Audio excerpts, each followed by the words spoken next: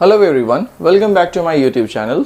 So today our topic is FCFS algorithm, that is one of the most important topic of process scheduling, which is a part of operating system. So this session will be very much helpful for all the students who belongs to computer science backgrounds. Either they are preparing for the competitive exams or the semester exams. So this sessions will be very much helpful for them. Before starting up the sessions, I request to all of you, please like, share and subscribe my channel for more informative video related to your course. Okay, so this sessions will be also helpful for the UGC NET preparation, those who are preparing for UGC NET exams, either they are preparing for GATE exam. These sessions will be also helpful for them. So basically we are starting FCFS scheduling algorithms.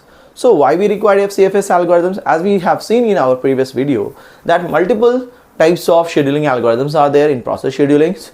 One is FCFS, SJF, SRTF, round robin scheduling, multi-level feedback scheduling and priority scheduling. So these are the various types of scheduling algorithms.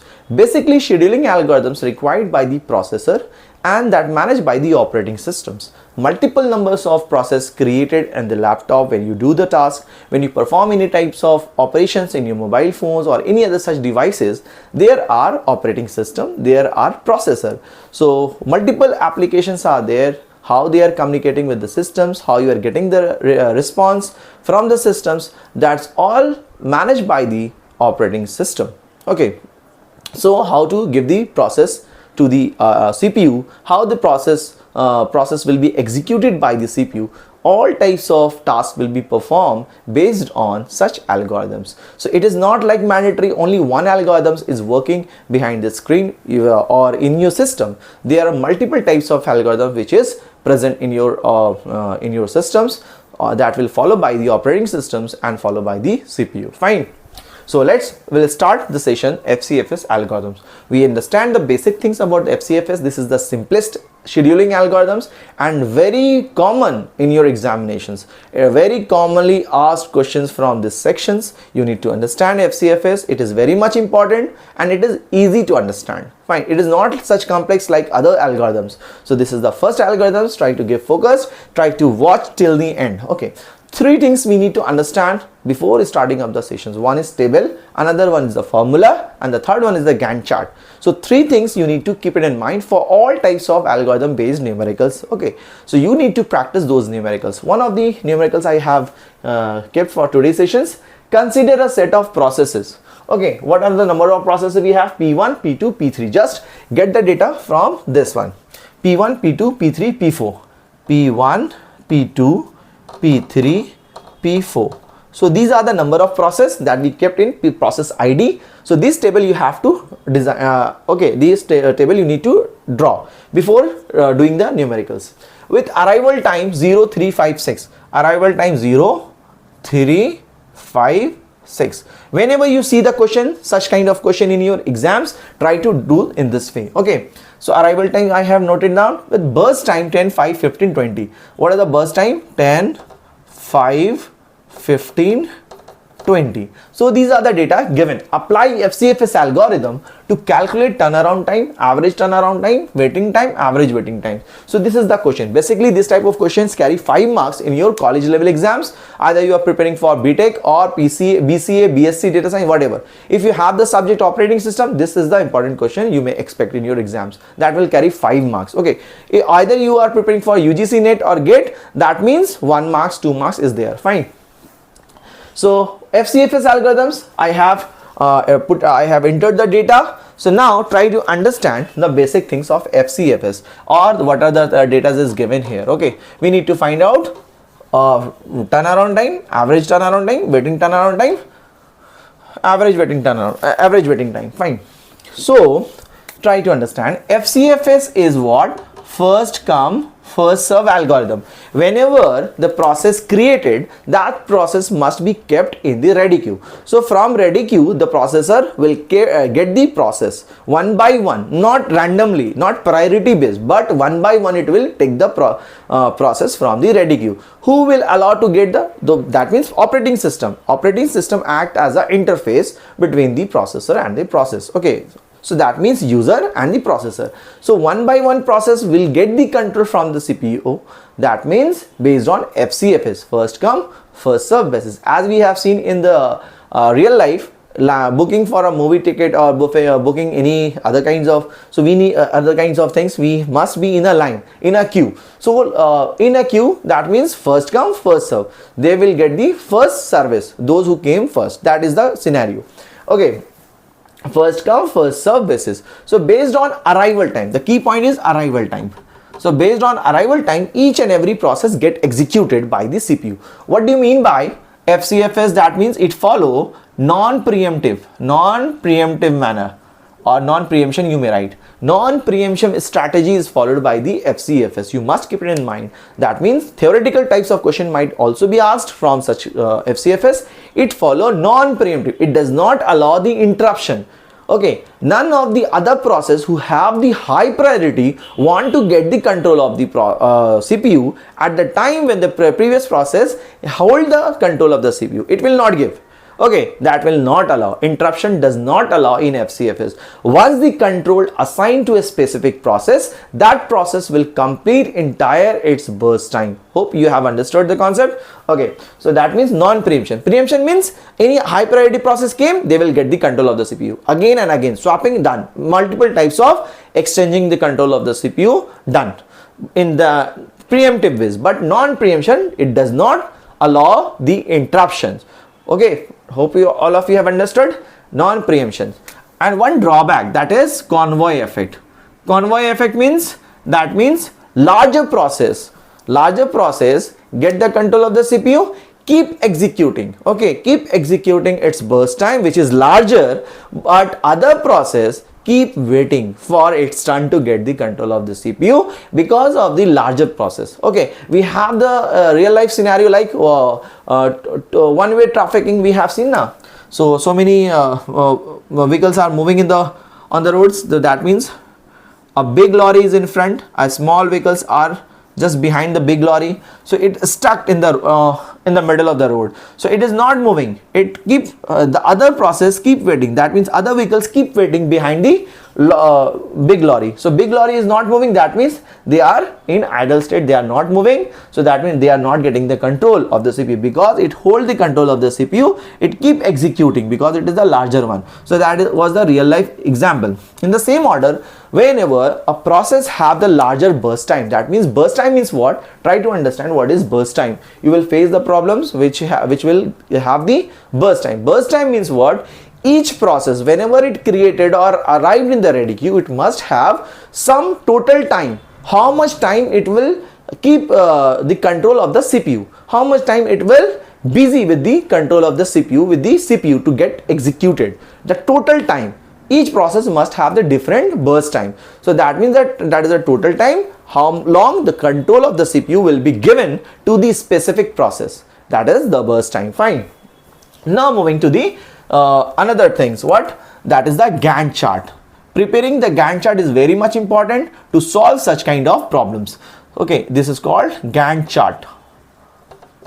You must have to draw the Gantt chart as well as a table along with the formulas. Without formulas, you won't be able to solve. Without Gantt chart, you won't be able to solve such kind of numericals. It is common for other algorithms also. Okay, so we have this data. We need to find turnaround time, average turnaround time, waiting time, average waiting time. Okay, now solving the problems. P1 arrived at time 0. That means this is the Gantt chart. At time 0, P1 arrived. Process P1 arrived. How long it will get the control? Keep executing. That means no preemption. Once it get the control of the CPU, it will complete its entire burst time. Either the high priority process came, but it will reject. It will not get interrupted in between. Understood? So that means how long? 10 unit time it will continue. So I'm just writing 10. So how long it will continue? 10 unit time. At 10, P1 completed. That means P1 completed at time 10. So we can write 10 is the completion time for P1. Next one we have P2. P2 arrive at what time? As per the table, time 3. Within 0 to 10 already P2 arrived. But it is waiting. That means some delay is there. Okay, it is waiting for the control of the CPU. So CPU at what time? The burst time will be 5. The 5 is the burst time for P2. So how long it will continue? 5 unit time. that means 15. Till 15 it get completed. Okay, so because the burst time was 5, it came at 3, it get the control at time 10 but completed at 15. So that means P2 completed at time 15. 15 done. Next process came P3, that means it is done first come first serve basis, because it does not allow any interruption or any other process came in the middle or get the control. No, it does not allow, no preemption. So whenever the questions asked in the MCQ type, it follow preemption or non-preemption, it is non-preemptions, no interruption allowed. Okay, P3, how long it will continue? Burst time, total time it will take from the CPU to get executed 15 unit time, that is called burst time.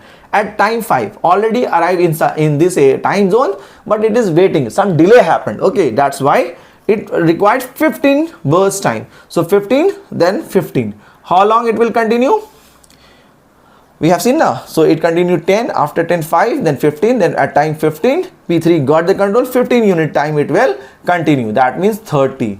Okay, 30 it get completed. So P3 got completed at time 30. Fine. Next process P4 came. How long it will continue? 20 unit time. So 20 unit time, that means 50. So time 50 P4 done. So we need to write at what time P3 completed its execution, that means 30. You can see 30 is the completion time, 50 is the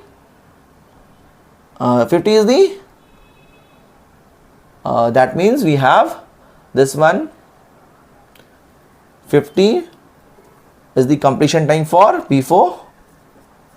Done.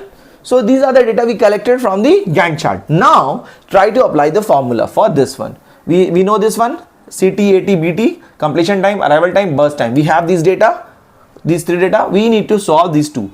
Our turnaround time formula, you know, turnaround time, completion time minus arrival time. Now put the formula for each process. P1 completion time is 10 minus arrival time. Arrival time as per the given data 0. 10 minus 0, that means 10. So for P2 completion 15, arrival 3. 15 minus 3, 15 minus 3, that will give you 12. Done. Next we have 30 minus 5, that will give you for P3. 30 minus 5, that means 25 is for P3. P4 50 minus 6. 50 minus 6 as per the formula, that will give you 44.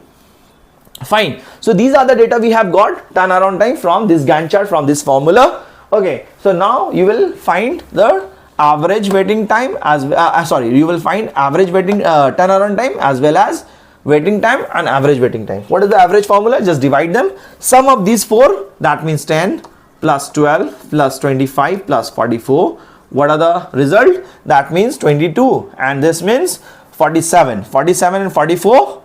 47 and 44, that means 91. So this is the 91. Okay, so 91 is the value we have got. Then from 91 divided by 4. So divided by 4, it will give you 2.2, then 2.27, something like that. So some value will come 2.27 or 2.28. Okay, this will be the value. Not 2.2, yes. 22.7. 22.7. Okay.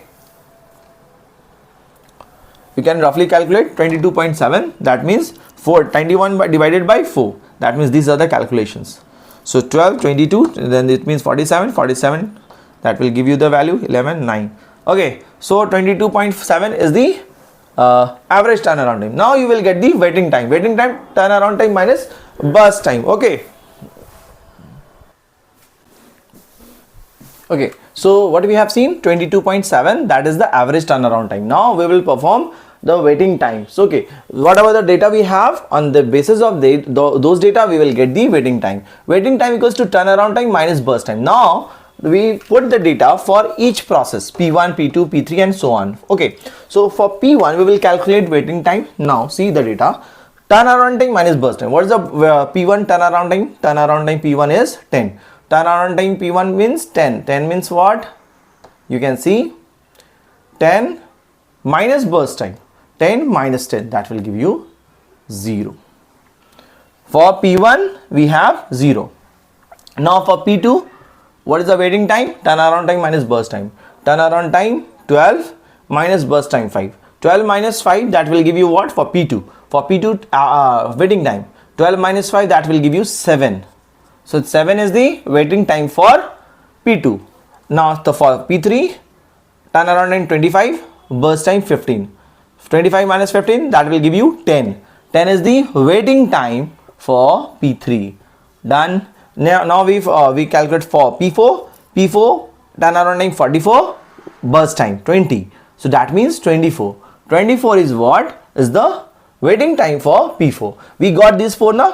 For P4, we got the waiting time as 24. Now sum up all the 4 and get the average waiting time. So 0 plus 7 plus 8, 17, then 24. 24, that it will give you 41. 41 divided by 4. 41 divided by 4, that means what? 10.2. Fine. 10.2 will be the answer. Okay. We can have, when we put 0, then we will get 10.2. It is the correct answer, 10.2. So 10.2 is the average waiting time. What we have understood from this problem, that is, it is the simplest one. It is very important for your exam perspective. So you have to follow the Gantt chart. Without Gantt chart, you will not be able to solve the numericals. Okay, without the table, you won't be able to sorted the informations in a proper manner. Without the formula, you won't be able to calculate. So these 3 things must be kept in mind for all types of algorithms. Okay, and other things that you need to keep in mind, once the process arrive at 0, how long it should wait. That means P1 is waiting 0. Once the process came P1, it get the control of the CPU. No waiting. So P1 does not waited. Okay, P1 has not waited for a long, because instantly it get the control.